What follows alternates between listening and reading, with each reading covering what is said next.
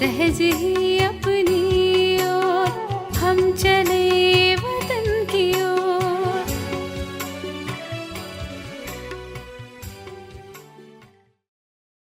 ஓம் சாந்தி 16/7/1972 அவ்யக்த பாப்தாதா மதுவன். சுத்தமான மற்றும் ஆத்மீக பலமுள்ள ஆத்மாதான் ஆக்கர்ஷண மூர்த்தியாக இருப்பார். பாபா சொல்றாங்க, தன்னை இந்த டிராமாவிற்குள், வாழ்க்கை நாடகத்திற்குள் உயர்ந்த கதாநாயக நடிகன் மற்றும் முக்கிய நடிகன் என்று நினைக்கிறீர்களா? முக்கிய நடிகரின் பக்கம் அனைவரின் கவனம் செல்லும். அப்படி ஒவ்வொரு வினாடியின் செயலையும் தன்னை முக்கிய நடிகர் என்று புரிந்து செல்கிறீர்களா? யார் பிரபலமான நடிகராக இருப்பாரோ அவரில் 3 முக்கிய விஷயங்கள் இருக்கும். அவை யாவை? ஒன்றோ, அவர் ஆக்டிவ், சுறுசுறுப்பாக இருப்பார். இரண்டாவது, அக்யூரேட், மிகச் சரியாக இருப்பார். மூன்றாவது, அட்ராக்டிவாக இருப்பவராக இருப்பார். இந்த 3 விஷயங்களும் பிரபலமான நடிகரில் அவசியம் இருக்கும். அந்த மாதிரி தன்னை பிரபலமான மற்றும் முக்கிய நடிகன் என்று நினைக்கிறீர்களா? எந்த விஷயத்தில் கவருவது செய்வீர்கள்? ஒவ்வொரு காரியத்திலும், ஒவ்வொரு நடத்தையிலும் ஆன்மீகத்தின் அட்ராக்ஷன், கவர்ச்சி இருக்கட்டும். எப்படி யாராவது உடலால் அழகாக இருக்கிறார் என்றால் அவரும் தன் பக்கம் அட்ராக்ட் செய்வார்தான் இல்லையா? அதே போலவே எந்த ஆத்மா சுத்தமானதாக, ஆத்மீக பலமுள்ளதாக இருக்கிறாரோ அவரும் தன் பக்கம் கவர்ந்திழுப்பார். எப்படி மகாத்மாக்கள் ஆகியோர்களும் துவாபர யுகத்தின் தொடக்கத்தில் சதோ பிரதான நிலையுள்ளவர்களாக இருந்ததனால் அவர்களிலும் ஆன்மீக கவர்ச்சி இருந்தது இல்லையா? அவர்கள் மற்றவர்களையும் தன் பக்கம் கவர்ச்சி செய்து இந்த உலகத்திலிருந்து அற்ப காலத்திற்காக வைராகியத்தை உண்டாக்கினார்கள்தான் இல்லையா? தலைகீழான ஞானம் உள்ளவர்களிலும் இவ்வளவு கவர்ச்சி இருந்தது என்றால் யார் யதார்த்த மற்றும் உயர்ந்த ஞான ஸ்வரூபமாக இருக்கிறார்களோ அவர்களிலும் ஆன்மீக கவர்ச்சி மற்றும் அட்ராக்ஷன் இருக்கும். உடல் அழகு அருகில் மற்றும் எதிரில் வருவதினால் கவர்ச்சி செய்யும். ஆன்மீக கவர்ச்சி தூரத்திலிருந்தாலும் எந்த ஆத்மாவையும் தன் பக்கம் கவர்ச்சி செய்யும். இந்த அளவு கவர்ச்சி, அதாவது ஆன்மீக நிலை தன்னுள் அனுபவம் செய்கிறீர்களா? அதே போலவே அக்யூரேட், மிக சரியாகவும் இருக்க வேண்டும். எதில் அக்யூரேட் ஆக இருக்க வேண்டும்?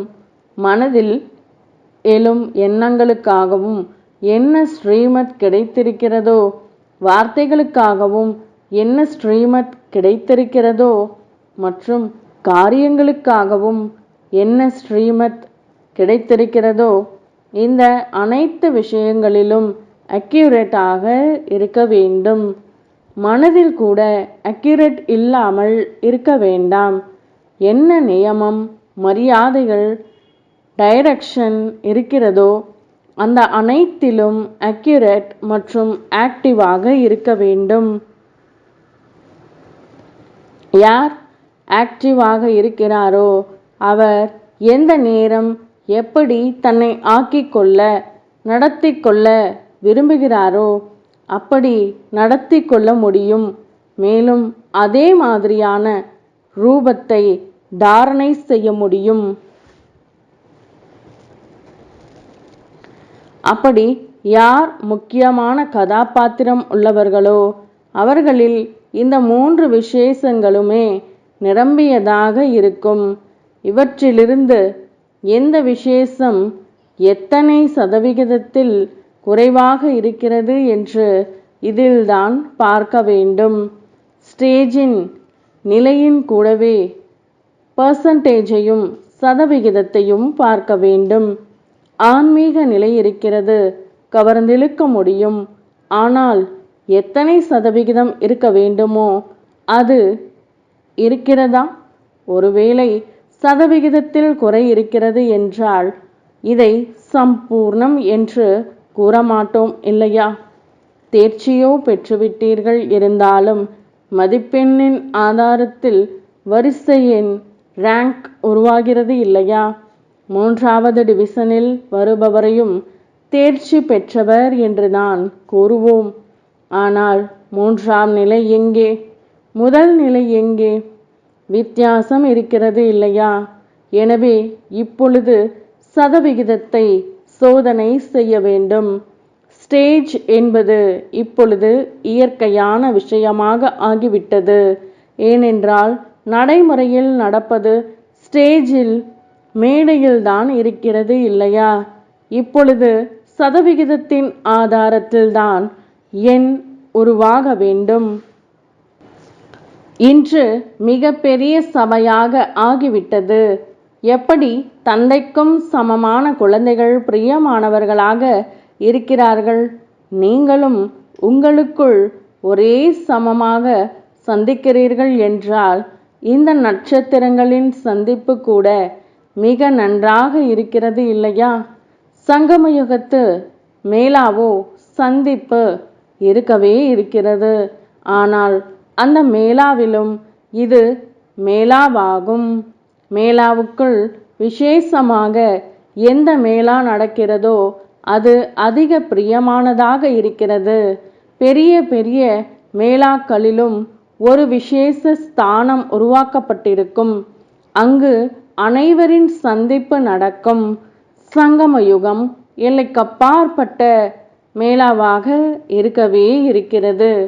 ஆனால் அதற்குள்ளேயும் இது ஸ்தூலமான விசேஷ ஸ்தானமாகும். எங்கு சமமான ஆத்மாக்கள் அவர்களுக்குள் சந்தித்து கொள்கிறார்கள். ஒவ்வொருவருக்கும் தனக்கு சமமான மற்றும் நெருக்கமான ஆத்மாக்களுடன் சந்திப்பது, நெருக்கத்தில் வருவது மிகவும் பிடித்திருக்கிறது. விசேஷ ஆத்மாக்களுடன் சந்திப்பை ஏற்படுத்துவதற்காகவும் தன்னையும் விசேஷமானவராக ஆக்க வேண்டியதாக இருக்கும். சிலர் விசேஷமானவர்களாகவும் சிலர் சாதாரணமானவர்களாகவும் இருந்தால் அதை ஒன்றும் மேலா என்று கூற முடியாது. தந்தைக்கு சமமாக தெய்வீக தாரணைகளின் விசேஷத்தை தாரணை செய்ய வேண்டும். தந்தையிடம் இருந்து என்ன பாலனை அடைந்திருக்கிறீர்களோ அதன் நிரூபணம் கொடுக்க வேண்டும். தந்தை எதற்காக பாலனை செய்தார்? விசேஷங்களை நிரப்புவதற்காக. லட்சியம் இருக்கிறது, மேலும் லட்சணம் வரவில்லை என்றால் இதை என்னவென்று கூறுவது? அதிகப்படியான புத்திசாலி. ஒன்று புத்திசாலியாக இருப்பது, இன்னொன்று இலைக்கப்பாற்பட்ட புத்திசாலி. இலைக்கப்பாற்பட்டதில் எந்த ஒரு எல்லையும் இருப்பதில்லை. நல்லது. ஓம் शांति। तुम बच्चों को तो सर्विस करनी है, जो बाबा कहते हैं सबको ये बताओ कि देखो तुम्हारा एम एंड ऑब्जेक्ट ये है, एक गीता है बढ़िया, ये राजयोग है ना बच्चे। कैसे है राजयोग? बिल्कुल सहज है कि बाप को याद करो तो ये वैसा मिलेगा तुमको। ओम शांति।